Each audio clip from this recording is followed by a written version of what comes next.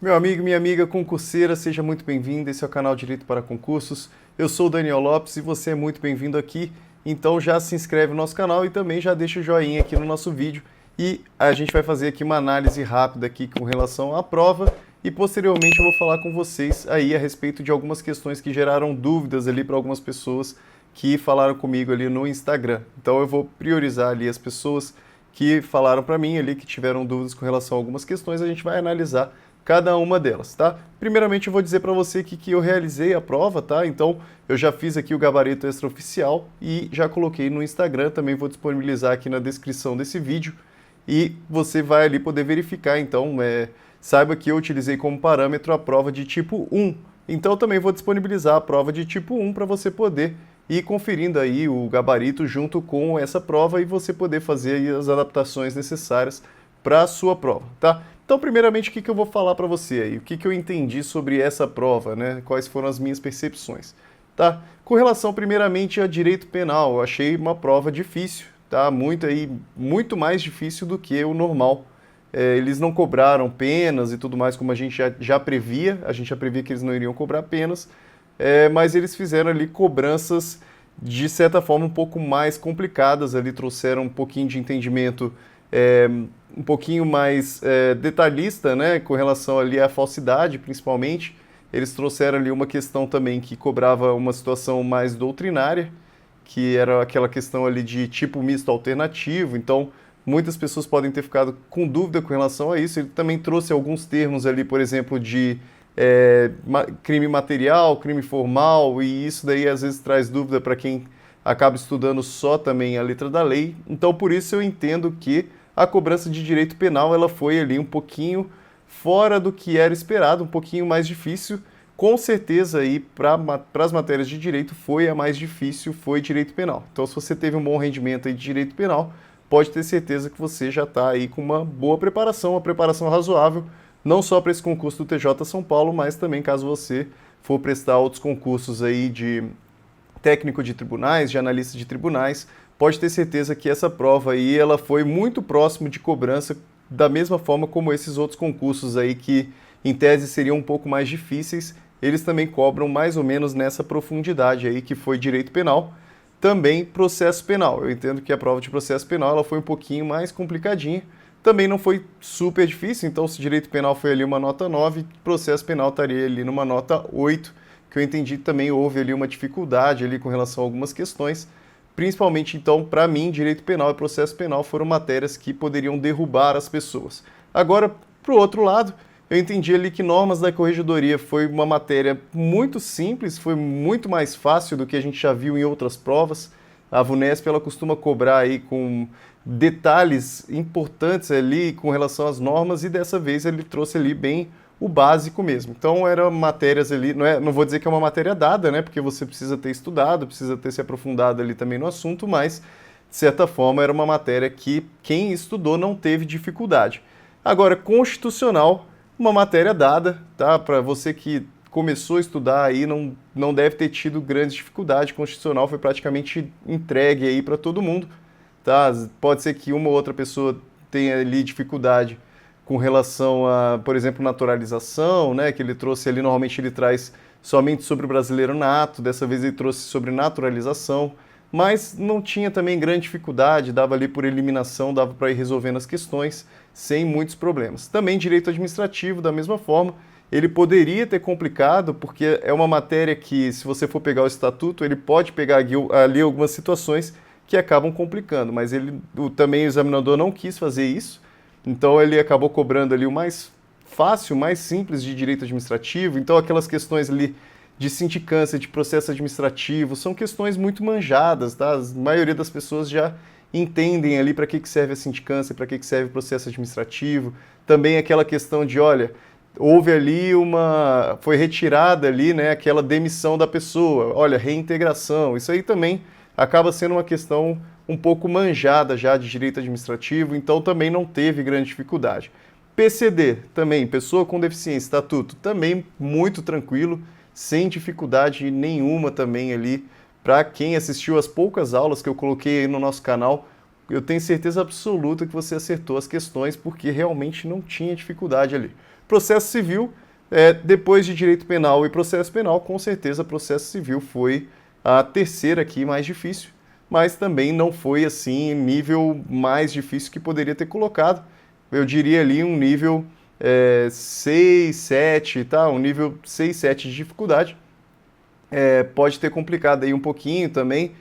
Se você errou, por exemplo, uma questão de processo civil e tudo mais, não é nada a se penalizar, porque realmente uma matéria que poderia sim ter custado uma questão ou duas questões, no máximo, tá? Se você está bem preparado aí, eu acredito que uma ou duas questões. Se você errou muito mais do que isso, você precisa aí talvez rever a sua forma de estudo, talvez você não tenha estudado o edital completo, então é uma situação para você se atentar. Então, basicamente essa é a impressão que eu tive da prova. Se nós formos pegar aí que direito penal e processo penal estavam acima da média de dificuldade e pegarmos que normas da corregedoria, que normalmente é uma matéria difícil, direito administrativo, que normalmente também para essa prova é um pouquinho mais complicado, se a gente pegar que uma estava mais difícil e outra estava mais fácil, nós podemos dizer aí que na média foi uma prova muito parecida com o que vem normalmente, tá? Ela não foge muito da realidade de escrevente do TJ São Paulo. Eu acredito aí que com relação às matérias de direito não deve fugir muito do que a gente já tem visto de nota de corte, tá? Então pode ter certeza que pode esperar aí uma nota de corte muito parecida, pelo menos para esse tipo de questão, tá? De direito. Pode ser que com relação às outras matérias fuja um pouquinho.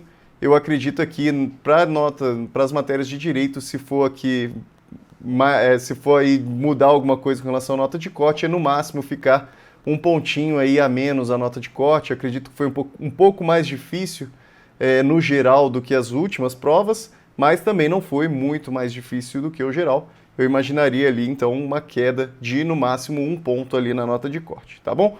A gente vai analisar então também algumas questões. Eu vou trazer aqui para você, primeiramente eu vou trazer aqui o gabarito, vou colocar aqui na tela para você verificar também, e depois eu já vou trazer algumas questões para a gente poder resolver junto. Vou deixar o gabarito depois ali abaixo, não tem para que a gente ficar passando aqui o gabarito extraoficial, então vou deixar na descrição, então aproveite ali para ler toda a descrição.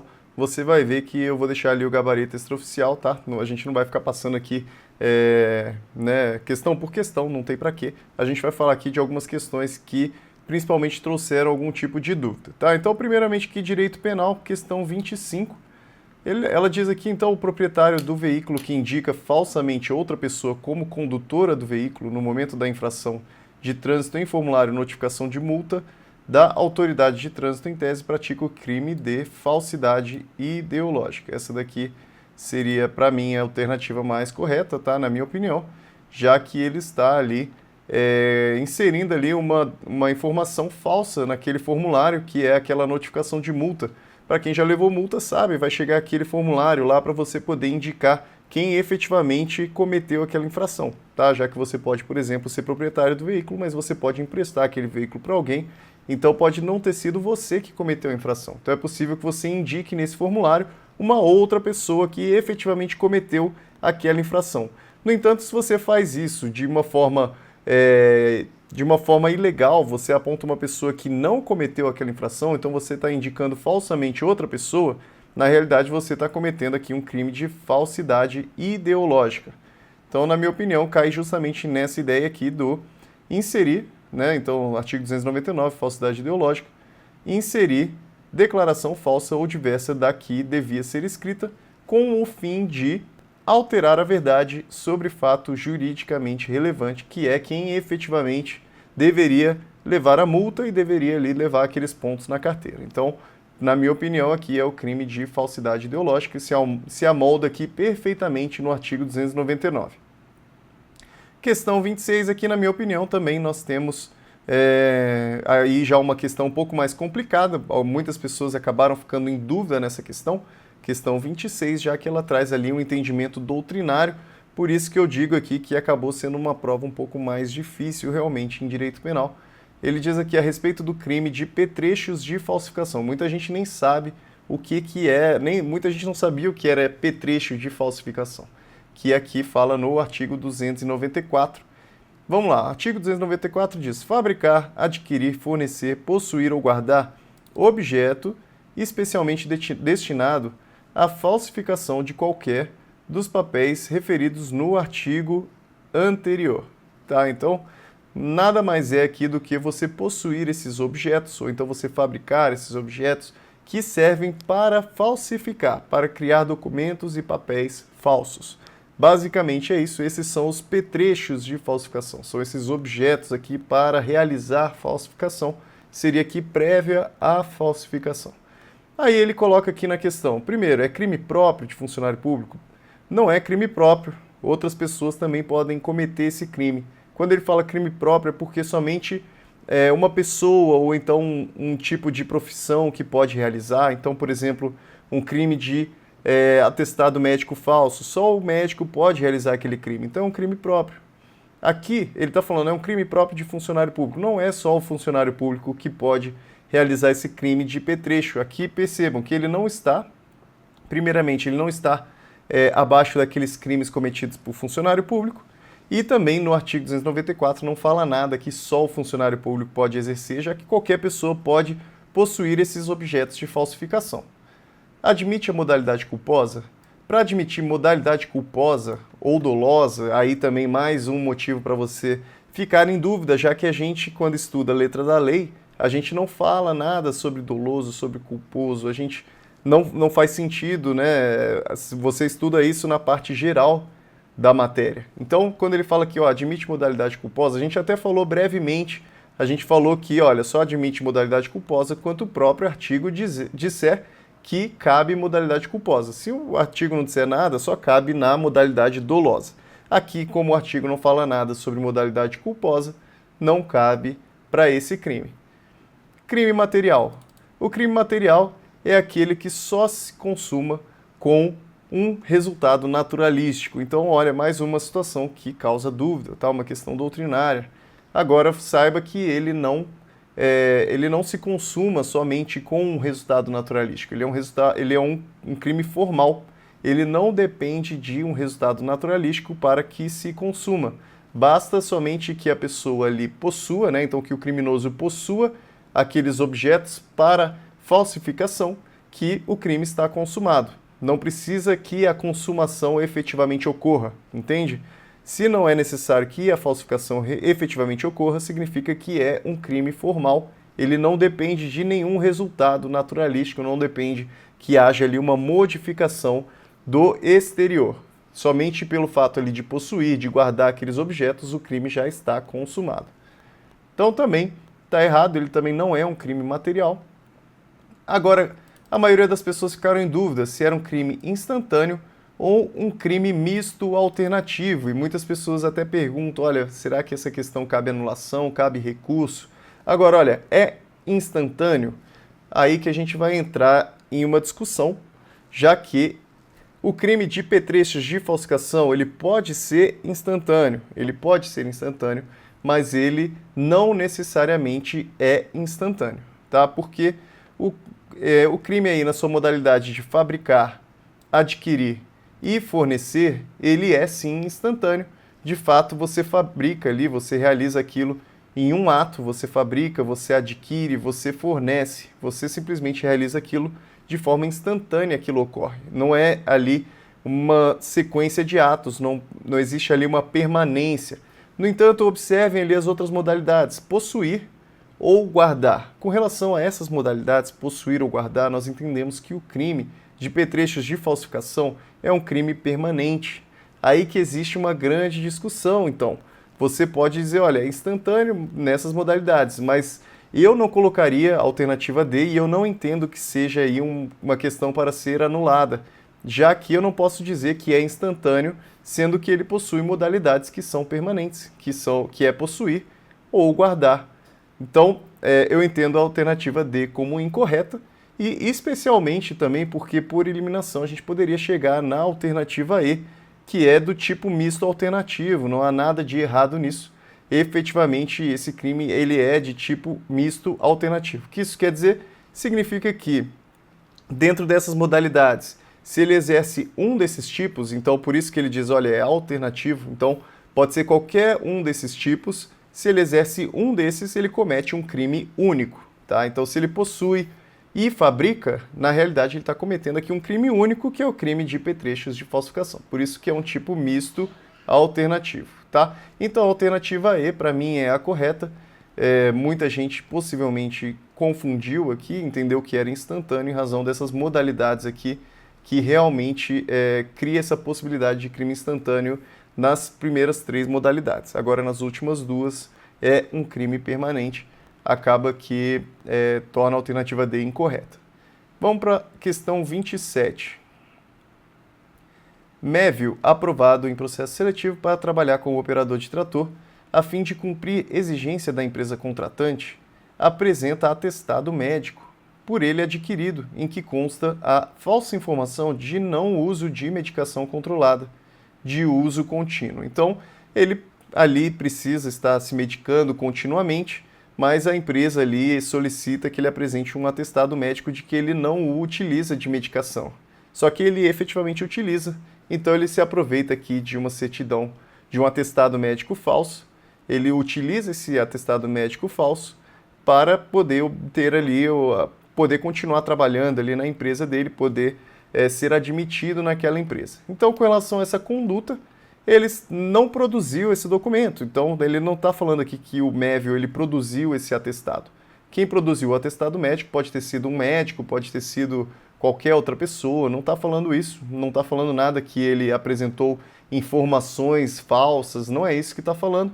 Ele está falando somente que ele usou desse documento falso, por isso que eu entendo que a alternativa C, eu acredito que seja a mais correta aqui nesse caso, já que ele usou de documento falso. E a explicação está aqui, artigo 304 diz que fazer uso de qualquer dos papéis falsificados ou alterados a que se referem os artigos 297 a 302, e no 302 ele diz aqui do atestado médico. Então ele utilizou do atestado médico falso, ele utilizou desse documento, por isso que é um uso de documento falso. Não confunda aqui a falsidade de atestado médico, é um crime próprio, é um crime que só é realizado aqui pelo médico, tá? Então por isso que não poderia ser a alternativa aqui da falsidade de atestado médico, né? A alternativa D não poderia ser, porque ele só é realizado por médico e o Mévio não é médico. Ele somente se utilizou desse atestado médico falso para fins ali do trabalho dele, tá? Então, se você utiliza desse documento falso, você está cometendo o crime de uso de documento falso, tá? Então, podemos seguir.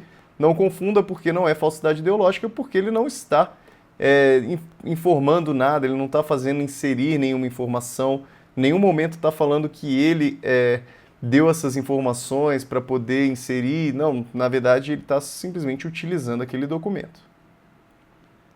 Questão 28. Caio, tendo conhecimento que possui contra si mandado de prisão, expedido por falta de pagamento de pensão alimentícia ao ser parado em blitz policial, apresenta ao policial carteira de habilitação de Tício. Então, ele estava respondendo por um crime, ele sabia que tinha possibilidade de ser preso. Em razão disso, nessa blitz, o Caio foi e pegou ali a documentação, a carteira de habilitação do Tício, do amigo dele, que consentiu. Então ele também permitiu ali que ele utilizasse daquela documentação.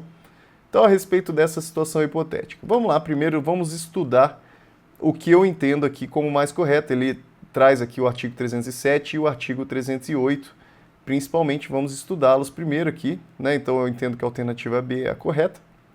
Mas, primeiramente, aqui a súmula 522 do STJ, né? E eu estou trazendo aqui, embora eu não entenda que seja necessária essa súmula para você responder essa alternativa, embora ela, efetivamente, com esse entendimento dessa súmula, a gente já vai eliminar uma alternativa aqui, mas ela não era necessária para resolver, mas nos ajuda aqui. Então, a súmula 522 diz que a conduta de atribuir-se falsa identidade perante a autoridade policial é típica. Isso é, então é crime. É crime você atribuir-se falsa identidade, ainda que em situação de alegada autodefesa. Você não pode, então, dizer, olha, eu não cometi crime de falsa identidade porque estou simplesmente aqui me defendendo, eu não tenho aí a obrigação de me autoincriminar por conta disso, né? Então você não pode fazer isso, tá?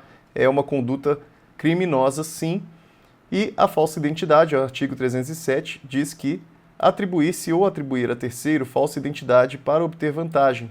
Aqui ele não fala a respeito de nenhum documento. Ele está simplesmente dizendo, olha, você está dizendo que você é uma pessoa, mas você na verdade não é essa pessoa. Você está se utilizando da sua fala, né, de atribuir-se uma identidade para obter aí alguma vantagem ou então para prejudicar alguém, então causar dano a uma outra pessoa, você acaba se atribuindo-se a essa falsa identidade. Agora percebam que o artigo 308 ele se amolda mais perfeitamente ao nosso caso aqui, porque ele diz usar como próprio passaporte, título de eleitor, caderneta de reservista ou qualquer documento de identidade. Aqui cabe exatamente na nossa situação. Ele está utilizando como se fosse dele aquela carteira de identidade, aquela CNH. Então ele está usando qualquer documento de identidade alheio ou ceder. Aí cabe para outra parte, né? A parte que está cedendo também, já que ele anuiu, ele consentiu com aquela utilização, significa que ele cedeu aquela documentação, tá? Então, ambos estão aqui no artigo 308. Percebe que um utiliza o documento de identidade da outra pessoa e o outro cede aquele documento de identidade. Então, para que dele se utilize documento dessa natureza próprio ou de terceiro. Então, por isso que eu entendo que ambos aqui estão no artigo 308, porque os dois estão relacionados aqui à utilização desse documento, que é a CNH, no caso. Por isso que então eu marquei a alternativa B. Caio e Tício, em tese, praticaram o crime previsto no artigo 308 do Código Penal. Usar como próprio documento de identificação alheio. Tá? Então, um utilizou como próprio, né? E aí no crime de falsa identidade ele coloca ali, ele se subdivide nesses dois, artigo 307 e 308. E eu entendo que um utiliza e o outro cede o documento. Tá? Ele coloca aqui usar como próprio documento de identificação alheio. Isso pode ter confundido algumas pessoas, já que um utilizou e o outro cedeu. Mas eu entendo aqui que seria a questão mais correta, na minha opinião. Tá? Essa alternativa B aqui. Então, com relação a D, né, eu vi que algumas pessoas marcaram, ele diz que Caio não incorreu em qualquer prática delitiva, haja vista o direito fundamental à não autoincriminação. Em razão aqui da súmula do STJ, a gente viu que não pode se utilizar dessa alegação. Tá? Então, a gente fica aqui com a B. A também não está correta, tá? Então também podemos ficar aqui com, né, a A diz, ó, Caio, em tese, praticou o crime de falsa identidade, prevista no artigo 307. Acabei de falar que não é o 307, é o 308. E ele está falando que enquanto Tício, em tese, praticou o crime do 308, que é ceder documento de identificação para outrem. De fato, o Tício, a conduta dele aqui se amolda ao artigo 308, que é o fato de ceder essa documentação, mas o do Caio também se amolda ao 308. Uma questão difícil, tá? Complicada, na minha opinião, né? Na minha opinião, eu achei difícil. Mas aqui, com o entendimento do artigo 308, nessas duas hipóteses de utilizar e de ceder, a gente conseguia responder.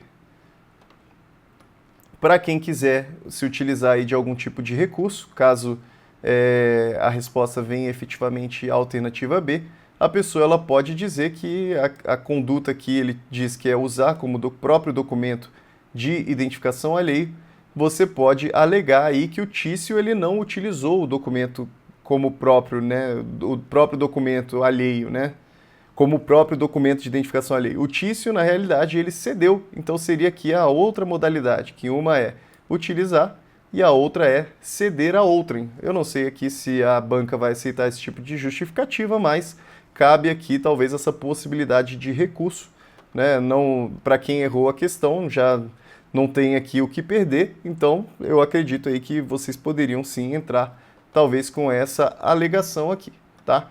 Então vamos seguindo para 30. Sobre os crimes contra a administração da justiça, assinale a alternativa correta. Vamos aqui, a alternativa A já é a correta, podemos marcá-la aqui. Dar causa à ação de improbidade administrativa imputando a alguém ato ímprobo de que sabe inocente, valendo-se de nome suposto, em tese, caracteriza o crime de denunciação caluniosa.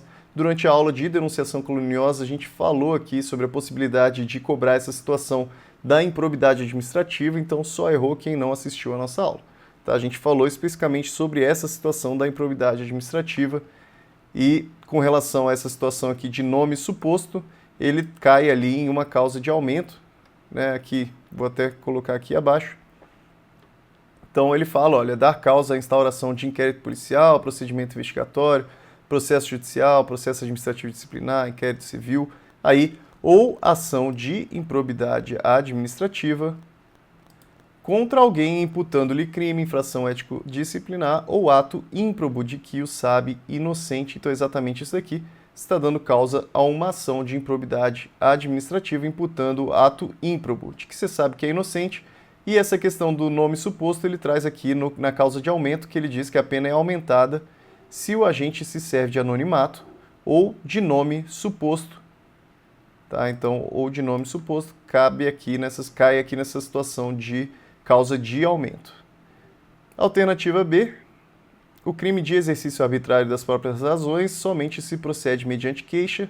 Aqui está errado, já que ele diz aqui, né, abaixo, fazer justiça pelas próprias mãos, isso daqui que é o exercício arbitrário das próprias razões, mas ele diz que se não há emprego de violência, somente se procede mediante queixa. Então, se houver ali violência, não vai ser mediante queixa, e aqui ele está falando que é sempre mediante queixa.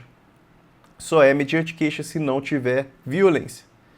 Oferecer dinheiro à testemunha para fazer afirmação falsa em depoimento em tese caracteriza o crime de coação no curso do processo. Coação no curso do processo tem a ver com violência, não tem a ver aí com oferecer dinheiro à testemunha. A gente observa aqui que a coação é isso aqui, utilizar violência ou grave ameaça com o fim de favorecer interesse próprio ou alheio contra a autoridade, parte ou qualquer pessoa que funcione ou é chamada a intervir em processo judicial, policial ou administrativo ou em juízo arbitral. Então, na realidade, o que se amolda aqui é o falso testemunho ou falsa perícia. Ali nós vemos que o falso testemunho está dividido ali em 2 artigos, esse artigo aqui é o segundo, tá? Ele acaba sendo esquecido aqui por muitas pessoas, mas ele é aqui quem está patrocinando aquele falso testemunho. Tá? Além da pessoa que presta aquele falso testemunho, nós temos a pessoa que patrocina aquele falso testemunho e ela também acaba cometendo esse crime do 343, que é dar, oferecer ou prometer dinheiro ou qualquer outra vantagem à testemunha, perito, contador, tradutor ou intérprete para fazer afirmação falsa, negar ou calar a verdade em depoimento, perícia, cálculos, tradução ou interpretação. Então o crime na realidade é de falso testemunho aqui na C. O crime de exploração de prestígio é próprio, podendo ser praticado apenas pelos sujeitos previstos no tipo penal. Aqui, errada também a D, porque a exploração de prestígio ele não é aqui um crime próprio. Ele fala basicamente, olha, solicitar ou receber dinheiro ou qualquer outra utilidade a pretexto de influir. Então, ele efetivamente aqui possui pessoas que você está influenciando ali, você está influindo naquelas decisões, mas de fato é um crime que não é próprio, é um crime que pode ser praticado por outras pessoas e não é aqui praticado por essas pessoas do artigo 357, como ele está dando a entender. Na verdade, ele é praticado por outras pessoas. E a alternativa E fala sobre o favorecimento pessoal. A gente nem vai falar sobre isso, porque se você leu o favorecimento pessoal e você estudou todo o edital, você sabe que a gente nem estudou o favorecimento pessoal. A hora que você leu aquilo ali, você já corta aquela alternativa e não cabe nenhuma anulação da questão por conta disso, tá? Ele pode cobrar aqui o que ele quiser, mas você sabe que não é a alternativa correta porque não está nem no edital o favorecimento pessoal. Então, já coloquei aqui, não estava no edital. Processo penal. A respeito dos procedimentos ordinários e sumário, de acordo com o texto legal previsto no CPP, é correto afirmar que... E tem aqui mais uma questão que as pessoas estão em dúvida, estão achando que pode ter algum tipo de anulação. Eu não entendo que pode haver anulação na questão, já que ele fala aqui que ele quer o entendimento de acordo com o texto legal. O que a lei está falando especificamente sobre esse assunto de procedimento ordinário e sumário, e a gente sempre conversou aqui, olha, a banca quer o entendimento de letra de lei. A gente viu ali com relação ao direito penal, teve realmente uma exceção com relação ali à cobrança de doutrina, mas você percebe aqui que é uma exceção da exceção da exceção. Tá? É uma questão na prova inteira, não era nem para ter sido cobrada aquela uma questão. Tá? Possivelmente aí algum erro do examinador, alguma coisa assim, não era nem para ter sido cobrada. Não, eu acredito que não caiba recurso, mas acaba que ele errou um pouquinho a mão ali, tá? Agora, com relação a essa questão de procedimento ordinário e sumário, nós temos especificamente na lei a resolução da questão. Então aqui, alegações finais, nós temos lá que o ordinário cabe orais ou cabe escritas também. Ele fala, o juiz poderá, considerada a complexidade do caso ou o número de acusados, conceder às partes o prazo de 5 dias sucessivamente para apresentação de memoriais. Então, aqui para alegações finais, é possível, aqui no procedimento ordinário, que haja, então, alegações finais orais ou também escritas, então, por meio de memoriais, caso haja aí uma complexidade no caso, ou então um número muito grande aqui de acusados, tá? Então, existe, para o ordinário, existe essa possibilidade. Agora, para o sumário, a lei, ela traz somente a possibilidade de orais. Aí você pode até falar, olha, mas eu já ouvi falar que no sumário também, se tiver, por exemplo, muitos acusados, como é que vai fazer? Oral, né? Vai ter que destrinchar de alguma forma. Olha, ele está te perguntando ali com relação ao texto legal. Com relação ao texto legal, se você for ler lá o artigo 534, ele é muito parecido com o artigo 403. Os dois são idênticos praticamente. Mas o 534, ele não fala nada sobre a possibilidade de memoriais. É aí que a gente tira a resposta, pelo menos eu tiro a resposta dessa forma, e eu entendi a alternativa B como correta, que diz que no procedimento ordinário admitem-se alegações finais por escrito, quando há elevado número de acusados, e essa regra ela é inaplicável ao procedimento sumário, porque no procedimento sumário não está falando nada sobre isso. Então, em regra aqui, pelo sistema, né, pelo texto legal, está dizendo realmente que ele é inaplicável, porque se fosse aplicável ao procedimento sumário, estaria descrito lá no artigo 534. Como não está escrito no 534, ele é inaplicável, tá bom? Então, por isso que eu entendo que a alternativa B aqui seria a mais correta. Processo civil, aqui a última questão para a gente poder analisar. Ele fala que Mariana estava voltando para casa com um carro dirigido por um motorista de aplicativo. No trajeto para casa, o carro capotou em uma curva e, como consequência, Mariana ficou internada por 3 semanas. Tá, então ela quer processar aqui o motorista do Uber que ela estava pegando, tá? O motorista ali do aplicativo que ela estava utilizando, tá? Já que ele foi imprudente. Aí ele fala lá que o chefe de secretaria era amigo íntimo do motorista. Chefe de secretaria, amigo íntimo. Quando você lê amigo íntimo, você já pensa aqui em suspeição, correto? E depois ele fala, olha, o Kleber nomeou o assistente técnico para auxiliar na perícia. E o assistente técnico, ele era proprietário do imóvel que Mariana locava. Então você está vendo aqui que o assistente técnico tem aqui uma relação de proximidade com a Mariana e de uma certa aqui submissão com relação a um contrato de locação, tá? Agora, você, quando lê amigo íntimo, você pensa em suspeição. Quando você lê assistente técnico com relação a proprietário de um, do outro, você pode pensar que há uma relação entre um e outro. No entanto, assistente técnico, ele não é, você não pode confundir assistente técnico com perito. O perito, sim, ele deve ter imparcialidade, ele deve trabalhar ali para os fins da justiça. Agora, o assistente técnico, ele é indicado pelas partes.